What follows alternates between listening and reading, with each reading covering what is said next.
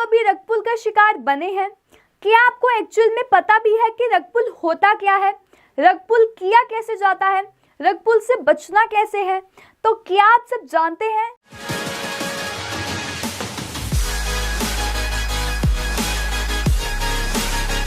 So hello everyone, welcome to Fin Street. जैसा कि हम सब जानते हैं कि क्रिप्टो वर्ल्ड बहुत ही ज़्यादा वास्ट है एंड आए दिन हमें न्यू क्रिप्टो करेंसीज देखने को मिलती हैं, न्यू प्रोजेक्ट्स देखने को मिलते हैं। तो जिसके साथ साथ जो रिस्क होता है स्कैमिंग का, हैकिंग का, वो भी बढ़ जाता है। तो हम चाहते हैं कि जिन भी लोगों ने यहाँ पर क्रिप्टो में इन्वेस्टमेंट कर रखी है वो इन स्कैम से बच के रहें। तो इसी के साथ आज हम बात करने वाले हैं एक ऐसे स्कैम के बारे में जो कि काफ़ी फेमस है, जिसका नेम है रग पुल।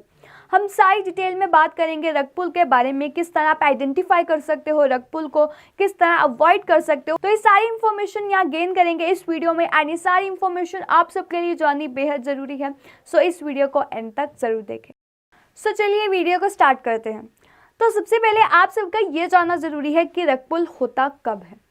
रग पुल तब होता है मीन्स कोई क्रिप्टो प्रोजेक्ट डेवलपर मैन्युपुलेट करता है टोकन की वैल्यू को, मीन्स उसकी काफ़ी चर्चा में ला दिया जाता है उस क्रिप्टो कॉइन को, और फिर लेटर ऑन जब काफ़ी इन्वेस्टर्स परचेज कर लेते हैं उस पर्टिकुलर टोकन को या काफ़ी हाइप क्रिएट हो जाती है, उसके बाद जब इफिशिएंट मीन्स काफ़ी फंडिंग्स आ जाती हैं तो उस प्रोजेक्ट को बंद कर दिया जाता है, अबंडन कर दिया जाता है।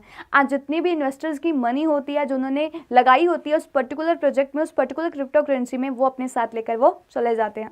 बेसिकली इसका मतलब ये है कि यहाँ पर जो प्रोजेक्ट डेवलपर्स होते हैं, क्रिप्टो प्रोजेक्ट डेवलपर्स, वो यहाँ पर क्रिएट करते हैं एक न्यू प्रोजेक्ट, काफ़ी हाइप क्रिएट कर देते हैं।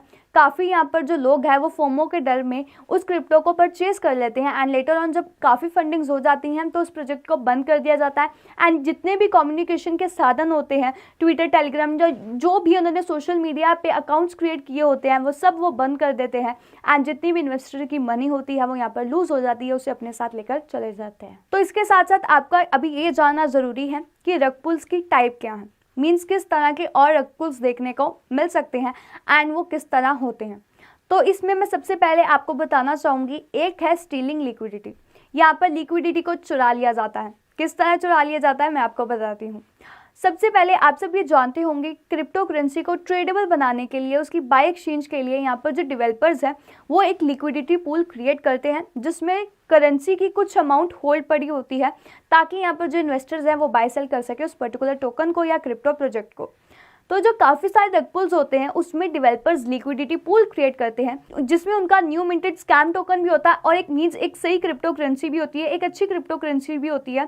फॉर एग्जांपल मैं यहाँ पर ईथर की बात करती हूँ। तो क्या होता है, जैसे कि आप सब जानते हैं कि लिक्विडिटी पूल में आपके जो टोकन्स हैं वो कुछ समय के लिए लॉक रहते हैं एंड आप उन्हें ड्रॉ आउट नहीं कर सकते। तो यहाँ पर न्यूली मिंटेड स्कैम टोकन भी है एंड एक अच्छी क्रिप्टो करेंसी भी है, फॉर एग्जांपल जैसे मैंने बताया था ईथर। तो ये दोनों लिक्विडिटी पूल में लॉकअप हो गई हैं। तो यहाँ पर क्या होगा, जो डेवलपर्स होंगे उस पर्टिकुलर जो स्कैम क्रिप्टो होगी उसकी जो वैल्यू है उसको बढ़ाने की कोशिश करेंगे, मैन्युपुलेट करेंगे, कोई ना कोई तरीके से जो क्रिप्टो की वैल्यू से बढ़ाने की कोशिश करेंगे, उसकी हाइप बढ़ाएंगे। तो उसमें क्या होगा, ये लॉक्ड अप है।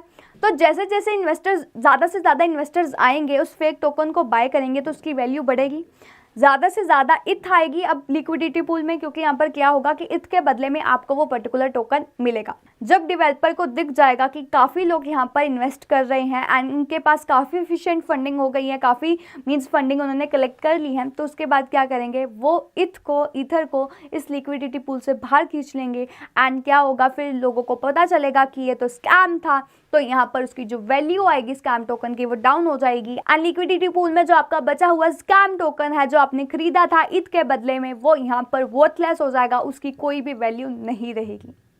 तो यहाँ पर basically project developers crypto currency को निकाल लेंगे यहाँ पर एंड आपकी जो इन्वेस्टिंग्स है, आपकी जो फंडिंग्स है वो यहाँ पर बिल्कुल यहाँ पर यूजलेस हो जाएगी। तो ये तो था फर्स्ट पॉइंट। सेकेंड हम बात करते हैं disabling the ability to sell tokens. इस स्कैम में जो डेवलपर्स हैं वो एक कोड डेवलप करेंगे एंड उस कोड में कुछ ऐसा होगा कि वो फ्रॉड होगा। तो क्या होगा, उस कोड में कुछ ऐसा फ्रॉड जैसा होगा, means piece of code will be frauded, जिसका मतलब यहाँ पर जो इन्वेस्टर्स हैं वो यहाँ पर बाय तो कर सकेंगे टोकन्स को लेकिन सेल बैक नहीं कर पाएंगे टू एक्सचेंज। और ज़्यादा इजी वे में समझाया जाए तो इन्वेस्टर्स यहाँ पर स्कैम टोकन को बाय कर सकेंगे। लेकिन यहाँ पर जो कोड से डेवलप किया होता है उन प्रोजेक्ट डेवलपर्स ने, यहाँ पर वो जो कोड का कुछ हिस्सा होता है वो फ्रॉडेड होता है, जिसकी वजह से यहाँ पर जो डेवलपर है वही कॉइन्स को बेच सकेंगे, लेकिन बाकी कोई भी यहाँ पर अपने कॉइन को जिन्होंने परचेज किया स्कैम टोकन उसे बेच नहीं पाएंगे। तो इसके लिए आप पहले कुछ अमाउंट ऑफ टोकन वो परचेज कर लीजिए एंड देखिए कि क्या आप उसे बेच पा रहे हैं। तो अगर वो नहीं सेल हो रही है वो पर्टिकुलर एसेट, तो यहाँ पर आप समझ लीजिए कि वो जो टोकन है वो यहाँ पर स्कैम है एंड आप यहाँ पर स्कैमर्स के जाल में फंस चुके हैं। तो ये तो था सेकेंड टाइप। थर्ड हम बात करते हैं developers caching out. Developers caching out में क्या होता है, जो यहाँ पर डेवलपर्स होते हैं वो एक प्रोजेक्ट को क्रिएट कर देते हैं एंड उसकी वैल्यू में काफ़ी हाइप क्रिएट कर देते हैं, बहुत ज़्यादा ओवरब्लो कर देते हैं, काफ़ी प्रोमिसेस करते हैं कि यहाँ पर ये कहते हैं कि ये जो प्लेटफॉर्म है अभी वो डेवलपमेंट में है एंड और डेवलपमेंट्स अभी जल्द ही रिलीज होंगी। तो ऐसे मैन्युपुलेट करते हैं लोगों को, लेकिन रियलिटी में क्या होता है, डेवलपर सिर्फ एक वर्थलेस टोकन को मिंट कर देता है एंड स्टार्टिंग में क्या होता है कि वो अपने पास टोकन्स का लार्ज पार्ट रख लेता है बिगनिंग में, या बाय कर लेता है उन टोकन्स को मार्केट से कम प्राइस पे। तो जैसे कि उन्होंने प्रोमिसेस किए थे कि डेवलपमेंट जल्दी आने वाली है, तो उस प्रॉमिस के चक्कर में यहाँ पर जो इन्वेस्टर्स होते हैं वो इस वर्थलेस टोकन को बाय कर लेते हैं एंड फिर प्राइस सर्ज हो जाता है। एंड फिर क्या होता है, डेवलपर्स क्या करते हैं, वो यहाँ पर जो शेयर्स होते हैं उन्हें कैश आउट करा लेते हैं, जितनी इन्वेस्टिंग होती है उसे कैश आउट करा लेते हैं एंड यहाँ पर आप रग पुल के जाल में फंस जाते हो। तो यहाँ पर क्या होता है कि जो इन्वेस्टर की होल्डिंग्स होती हैं वो यहाँ पर वर्थलेस हो जाती हैं एंड जो इन्वेस्टमेंट कैपिटल होती है वो भी इरेज हो जाती है। तो यहाँ पर मुझे नहीं लगता कि आपको एग्जाम्पल देने की जरूरत पड़ेगी। एक रीसेंट एग्जाम्पल आप सब जानते होंगे स्क्विड टोकन की, जिसके प्राइस में काफ़ी राइज देखने को मिला एंड वो $2,850 आ गया था अपनी पीक पे। मींस बहुत ही ज़्यादा लो प्राइस था एंड इतने प्राइस पे पहुंच गया था। तो यहाँ पर क्या हुआ, डेवलपर्स ने रग पुल किया एंड यहाँ पर आप उस टोकन को खरीद तो पा रहे थे लेकिन आप बेच नहीं पा रहे थे। तो फिर ये जो कॉइन था वो क्रैश हो गया बाय ओवर 99.99% एंड वो वर्थलेस हो गया। एंड यहाँ पर जो डेवलपर्स हैं उनको तो यहाँ पर मिल गए काफ़ी पैसे, क्योंकि उन्होंने तो रग पुल कर लिया, लेकिन यहाँ पर जो इन्वेस्टर्स जिन्होंने यहाँ पर इन्वेस्टमेंट कर रखी थी उनके यहाँ पर काफ़ी नुकसान देखने को मिला। इसी के साथ मैं आपको बताना चाहती हूँ कि जो पोटेंशियल टोकन स्कैम होता है उसके कुछ इंडिकेटर्स ऐसे होते हैं। उसमें क्या होता है, 99% बाय फीस होती है और मैकेनिज्म होता है जो प्रिवेंट करता है इन्वेस्टर को कि आप उससे दोबारा रीसेल नहीं कर सकते। एंड रिसर्चर्स के अकॉर्डिंग जो स्मार्ट कॉन्ट्रैक्ट कोड होता है उसमें भी कोई गड़बड़ होती है, फ्लोज होते हैं, फ्रॉड होते हैं एंड कुछ ऐसी वल्नरेबिलिटीज होती हैं या ऐसा कुछ मैसअप किया होता है जिसकी वजह से यहाँ पर रीसेलिंग नहीं हो पाती। तो यहाँ पर मैं बोल रही हूँ कि हाइप क्रिएट हो जाती है। तो ये हाइप क्रिएट कैसे होती है, यहाँ पर सोशल मीडिया का यूज़ किया जाता है टोकन की वैल्यू को इंक्रीज करने के लिए एंड वो इंक्रीज हो जाती है वैल्यू एंड फिर वो यहाँ पर जितने भी साधन होते हैं वो बंद कर दिए जाते हैं एंड वो एग्जिट कर जाते हैं फ्रॉम सोशल मीडिया। तो सोशल मीडिया यहाँ पर काफ़ी इंपॉर्टेंट जरिया दिख रहा है स्कैमर्स का कि जिसके थ्रू यहाँ पर वो वैल्यू को बढ़ाते हैं टोकन की वैल्यू को एंड यहाँ पर फिर प्रोजेक्ट को अबंडन कर दिया जाता है। तो इस चक्कर में क्या होता है कि जो टाइम लॉक्स होते हैं उन्हें इम्पोज नहीं किया जाता।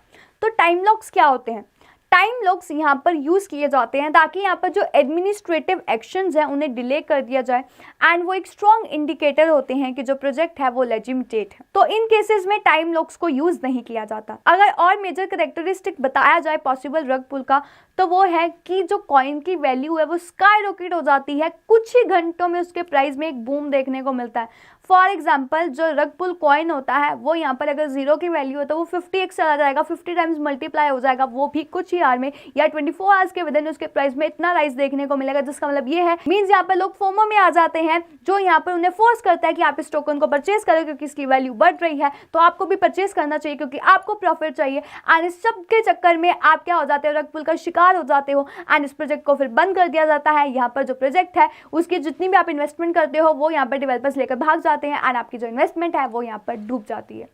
तो इन सब बातों के बाद अब यहाँ पर ये बात आती है कि हम किस तरह अवॉइड कर सकते हैं रग पुल को क्रिप्टो पे।